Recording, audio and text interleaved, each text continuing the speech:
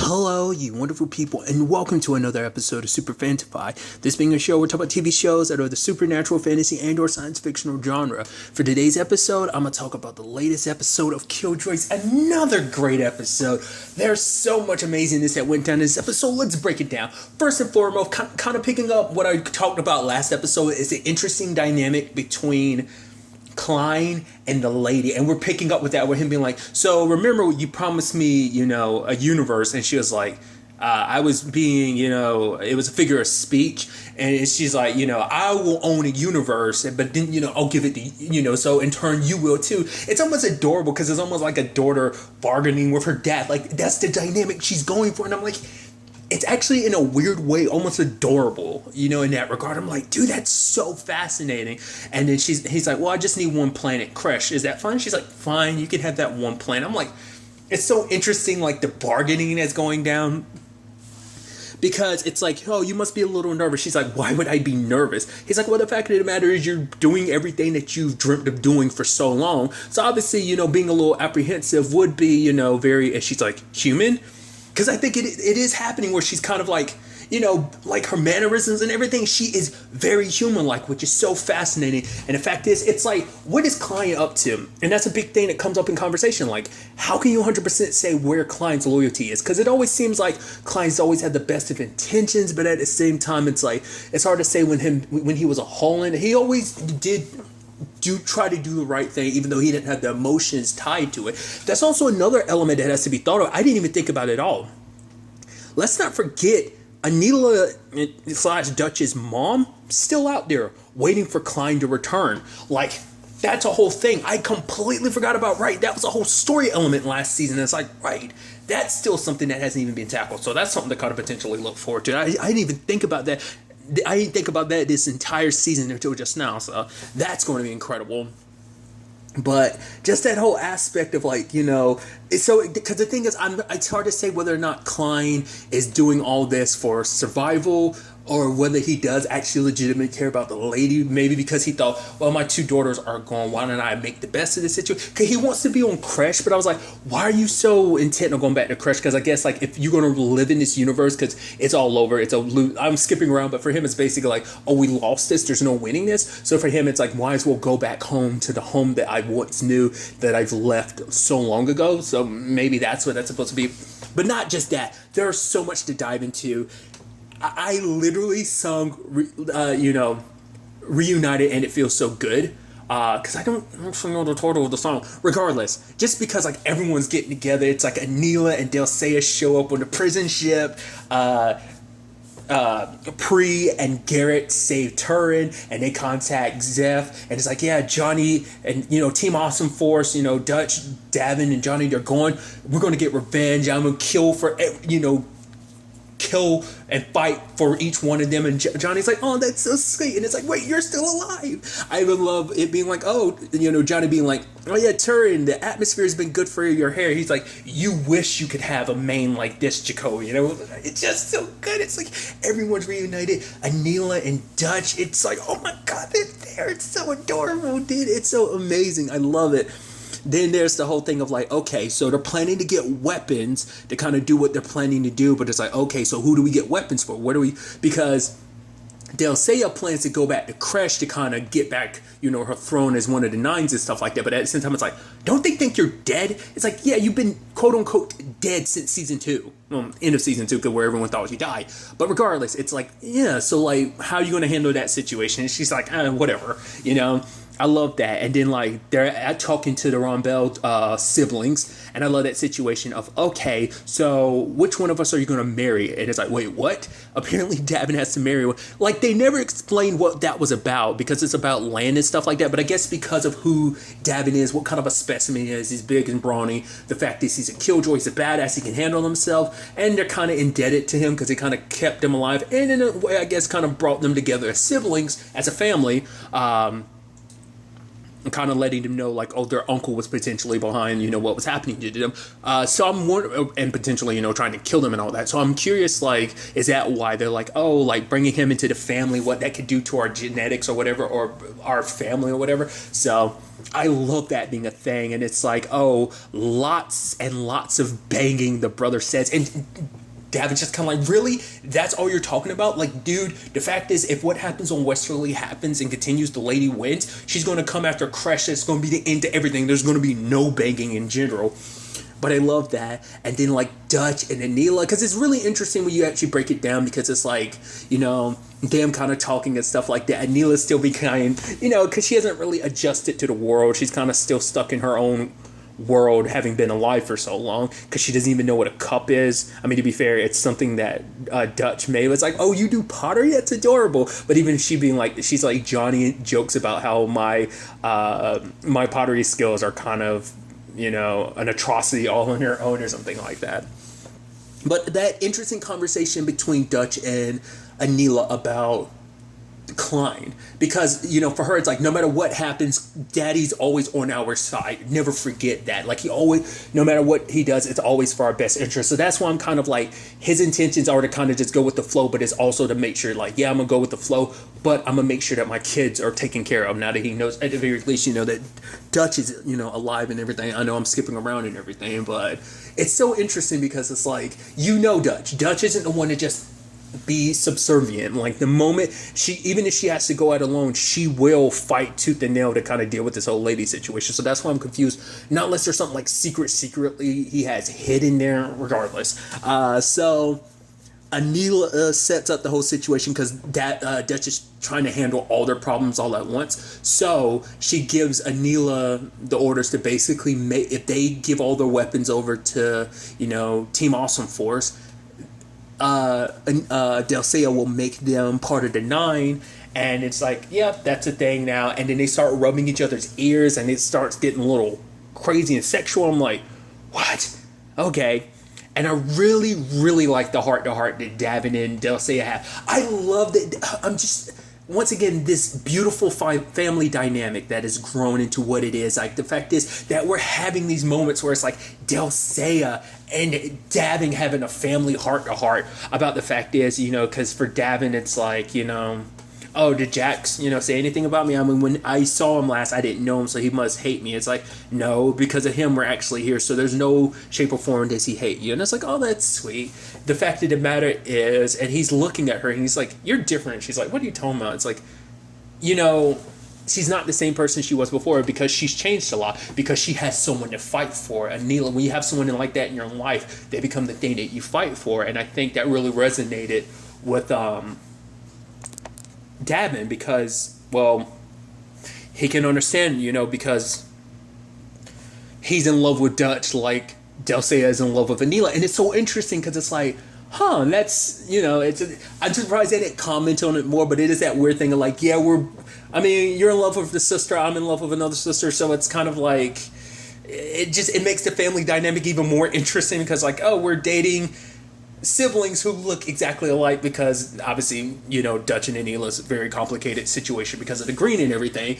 Regardless, I just thought that was kind of neat, and it's like, oh, good luck, but they'll say it's kind of like, I don't need luck. I got blades and stuff, so if I need to, I could get a little stabby if need be when it comes to this whole situation. Delsea always manages to come out on top, and I guarantee when it's all said and done, Delsea is going to be on top with Anila at her side. It's so interesting because Anila talks about the fact is obviously they are the first of the family, the 10, but eventually it became 9 because, Klein and his family, kind of got erased, and the whole thing. So it is the thing of like, Anila is going back to claim her throne, so that's going to be interesting, them kind of kicking it on Crash, potentially, like they're rallying up their army and stuff like that, because obviously, like, Delsea is going to pave the way because Anila can't reveal herself yet, because it's like, oh, if she shows up, it's going to throw everything into chaos. I mean, to be fair, Crush is already in chaos just because of everything going down on Westerly, because once again, they're selfish pricks that, like, oh, we don't care about that situation, but that situation on Westerly heavily impacts their lives, but they're so far up their own asses, they didn't really pay too much attention to that. Regardless. I didn't even talk about it. I did like that cute moment between Zeph and Johnny where they're both being like, no, you tell him. It's your idea. No, you tell him because you had this genius aspect and revelation about things. I just thought it was kind of neat how they bounced off of each other like that. I love the whole Fancy thing about Fancy. Like every time Johnny makes a fishing reference, Fancy's like, that's not how you fish. Have you never fished once in your life? Because he's almost like, you're so wrong about it. And I love that these episodes have been back to back to be like, damn, Fancy's so damn smart. I feel like they waited till the final season to really showcase some of the other stuff about Fancy being as awesome as he is. I just love that. Because it's like you literally wait till the end of the series, start rolling out this stuff about Fancy, about him being a history buff, him being smart and all that, him being a good cook. It's just all this, it's like back to back to back episodes, and I love it. I love the whole thing where Davin's trying to tell Dutch that he loves her, but he doesn't spit out. And she's like, oh, what were you going to say? He's like, oh, let's just go blow shit up. But then, like, literally in mid-operation, said, like, Dutch, I love you. And she's like, really? Is this the right time? You know, we're about to go shoot some people and stuff. And it's like, well, yeah, that's kind of what we do. It's kind of our thing. So it's kind of very befitting. But at the same time, for him, it's like, I don't even need you to say it back. The fact of the matter is, it's just, you know, he loves her, he cares about her. The fact of the matter is, doing what you're doing right now, he can't ever imagine doing it with anyone else. It's like, you, Yala Yardine, you are the one I fight for, you know? And that's like, oh, that's so sweet and romantic. Fancy coming back like, wait, did I miss something? Because like Dutch and Davin are looking at each other like that. I love that. It's, you know, it's like Davin couldn't time that worse, but at the same time, it's like Dutch didn't say it, but I think this is the first time Dutch has ever been in love, because to be fair, she has probably like a, you know, her complicated history, her life hasn't made, you know, love be a priority in the sense that, you know, because she has a very complicated relationship with her father. Because I even love like, oh, Johnny was made a reference to like the weapon. It's going to stick closer than Dutch to an unemotional father figure. She slaps him in the arm and he's like, what? Ooh, ouch. Too soon? I love that. You know, only Johnny could get away with making a wisecrack like that. I love also the heart-to-heart that Fancy and Garrett had. I thought that was so neat. Like every time Fancy trying to put the earpiece in, Garrett's like, oh, that tickles. Fancy's just kind of getting frustrated. But at the same time, I thought it was kind of neat where, you know, Garrett had, you know, for him, it's like, this is meant to be an opportunity to make up for the fact is that he betrayed everyone. Because obviously, like, he wasn't in the right mind. He didn't really be 100% unfogged by everyone else. Like, you know, he was, I mean, to be fair, he did it for love because he was trying to help so he had the best of intentions, but it's still the whole thing of like, yeah, you did betray everyone. He's like, do you think they'll forgive me? And the fact is, Fancy's like, they're literally giving you such an important thing, so obviously that should answer things for you, but it's not about them. The question is, can you forgive yourself? Because Fancy knows what it's like to be in a situation, because it's like, I literally betrayed everyone I knew too. And he's right, you know, I was like, at first I was like, what? I was like, oh, right, back when you were a Holland, so I can understand that whole situation. Because that was something, you know, Fancy did have to deal with that when he got unholonized and everything. So, but that's still something that I think that does exist in the back of Fancy's mind to kind of think about it. Obviously, that's still a while, but that did take, because he was like, yeah, it takes a long time to kind of forgive yourself too, because, you know, he kind of had that guilt for such a long time. But along with all of that, what I love is the fact is that,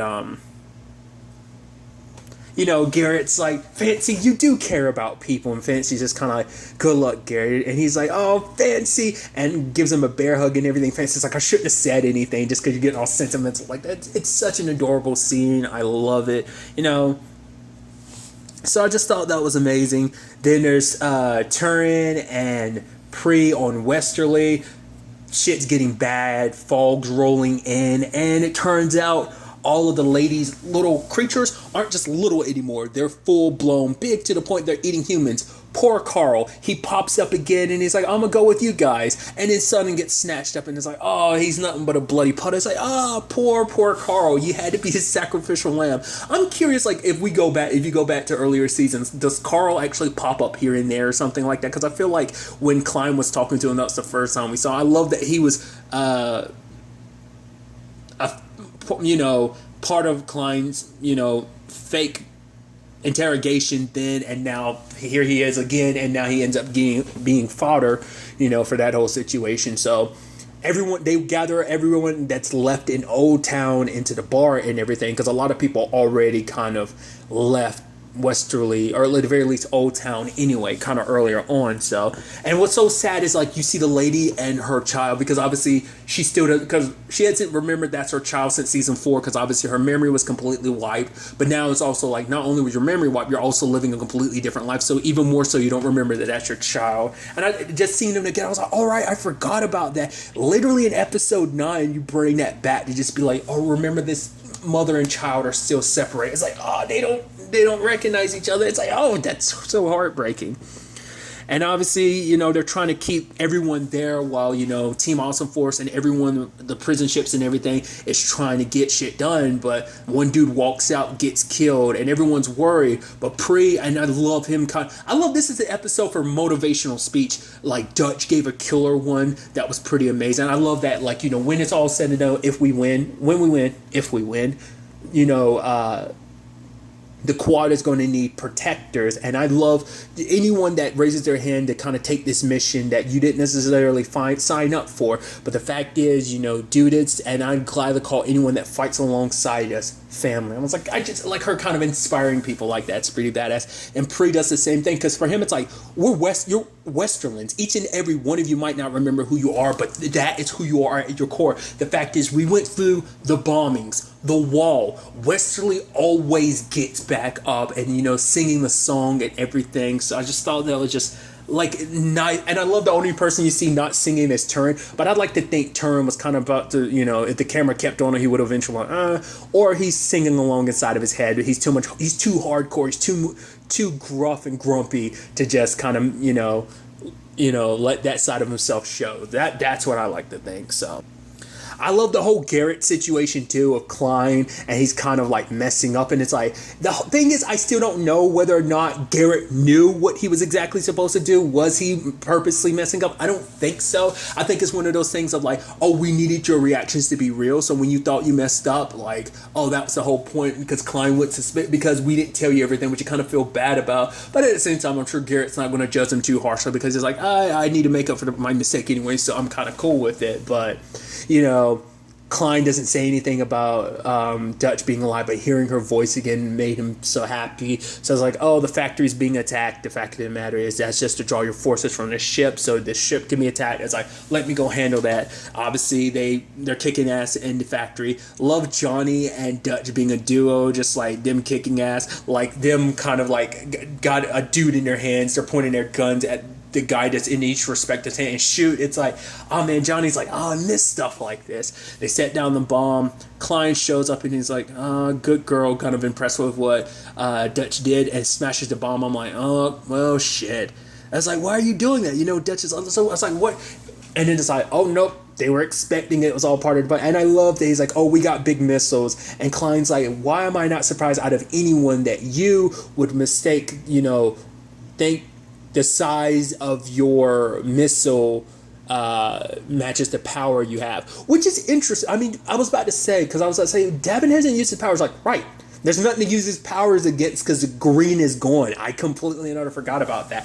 It literally took me till now to even think about, all right, because, you know, that hasn't been an aspect at all. Jack is the only one who has powers right now, but the thing is, like, right, Davin doesn't have access, like his powers are an immunity and a power against the green, and the green doesn't exist anymore. So, and no one else is full-blown Hullen anymore, with the exception of Anila. So he could potentially affect Anila. I mean, because the lady isn't made from the green, she's kind of born from it, which is always kind of interesting. Like, technically Dutch is too, but she's a memory, so she's not really from the green. She's not like a Holland, so the power wouldn't work on her. Because I never thought about that until now. So it won't work on a lady, because a lady is born from she's a memory brought to life, just like Dutch was. So it's not the same thing as being part of the green. Even though you were born from the green, you're not from the green directly, you know, like a Holland would be. Regardless, that's me just going on a huge tangent, but yeah. Regardless, I went on a tangent and kind of lost where I was, but I love Johnny being like, wait a minute, did Klein just make a dick joke? And I love that, you know, because Klein, he explains, because it's like, oh yeah, that gas is supposed to immunize, so it's like, oh, was that for the people? That's why I was like, oh, it must be Klein doing that. That's why Klein's stopping him, because he already has a plan in motion. It's like, oh no, that's meant to immunize the creatures, because the moment the fog is all done, that means that the creatures are fully unstoppable. Nothing can kill them at that point. So that was interesting. But so now, obviously Klein's like, we need to get the crash, and he's got his own plan. Once again, what that is exactly, we don't 100% know, but like I said, I kind of get the feeling like is accept things as they are and kind of bounce. But nevertheless, when it's all said and done, Dutch decides to blow up Old Town. They were able to get the remaining, like, Old Town Westerlands out before they did, which is kind of sad. The thing is, like, after all that's happened in Westerly, now it finally falls near the end of the series. But to be fair, I think, they still, it's still sad because, like, that's the place you've called home for so long, so much history's there, and now it's gone. But to be fair, Westerly isn't the place. Old Town isn't the place, it's the people. Kind of similar to the Asgard situation in Ragnarok, So, Thor Ragnarok specifically, there's so many Ragnaroks. There's like isn't it like a Korean RPG? Isn't it Korean? I might be wrong about that. Regardless, I'm going other tangents. Nevertheless, so it's a situation of, because even, everyone's getting, decommed, like, through the showers, but it's, Zeph is using the cure to, get everyone back to being, their old selves again. And now it's the whole thing of, like, that mother finally recognized her in child. She's like, yeah, I just kind of, I didn't forget you. I just kind of got a little lost for a little bit, but, we're back together and everything. Is can we go back home? Not right now. And it's like, what's their new home going to be? I'm assuming it's going to be Crash. It's going to be like, yeah, you're going to have to let these Westerlands stay, or it might end up being Leith. Cause that was the whole promise in the first place, was that, you work a certain amount of time and place on Westerly, and you get to have a plot of land for your future generations on Leith. That was like a whole big thing in the earlier parts of this series. I'm sure that might kind of circle back around in a certain part, or they might have to share room on Crash, depending on what they end up doing. The whole Arkin situation, maybe something will come about Arkin in the future. Regardless, there is a lot to kind of digest about all that. Dutch has her like talk with Klein, but Klein is like, you think you've won after everything that's happened, but the fact of the matter is, basically, this is the end. And we see that obviously the lady is pissed. She's going to like burn them all, but there was a signal that she tracked, and the moment that came up early in the episode, I was like, that leading to Jack. But how's that signal there? Because at first I was like, did Klein set it? But it's like, no, Klein doesn't know where Jack is, or maybe he did. Maybe he has some means of tracking, but that's why I'm like, why then? Why now in this moment did that go off? Did someone else set that up? Did Jack do that himself? Because we know that Jack is in tune with everything. So for him, maybe he knows that this is the right move to make. Maybe it's kind of like a Doctor Strange thing. I've seen where this potentially can go, and we have this one move to make. And so, I mean, when we look in the cube, he sleeps, so maybe he isn't aware of what's happening, or maybe he fell asleep. Wait, I don't know. Because it was interesting because, like, Anila was like, she needed Klein because he can help make sure that when she takes over Jack's body that she fully assimilates and can use all his powers and all that, which once again, we still don't even fully know what it is that Jack can do. We got bits and pieces last season, a little here and there, but I'm curious to see where this all kind of happens as everything kind of fully rolls out. Like, they stopped all of the lady's creatures, but as long as she's still around, she can make copies. She does have an army. Obviously, Dutch and the group do too, but, I'm so curious, like, obviously, to see what Anila does now that she's back home. Her and Dulcea, how this is all going to end. Because, like I said, there's still the aspect of Dutch and Anila's mom. Like, that, I mean, I guess that's going to be something eventually they could circle back to, but there's also the whole thing of, like, that could be something they can use to kind of remind Klein that there's still more to fight, that we can't just accept this. But like I said, not unless Klein has a lot of stuff kind of laid out. I'm also curious because they keep referencing it, because obviously, like, the little flirtation between Dutch and Davin, and John is kind of like, oh, I just ate, and she's like, oh, what about the fact is the way you're looking at the water? He's like, what are you talking about? Shut up. Which I'm like, oh, is something going to happen in that regard? I don't know. Next week's episode is the series finale. It's crazy to think it's here. It's been, I'll save it for obviously the series finale, but it's been a crazy ride in this final season. And I'm so excited to see how this ends, because I brought it up before. I'm like, the way things were happening between Klein and the lady, part of me was like, yo, like, is this not going to end the way I think it's going to end? Are we going to end with a like kind of an Anila situation of like, oh, we're going to have a little shift in mind and you're not necessarily going to be the bad guy? Is this how it's going to end? I kind of leaning toward, now that things are the way they are, I'm thinking like, nah, the lady's going to end up dying. We'll see. It's definitely going to be interesting to see how everything wraps up in the series finale. But really, that's all I want to talk about. Till the next time we meet, be happy, be safe, live life to the fullest, enjoy it. Good day and goodbye.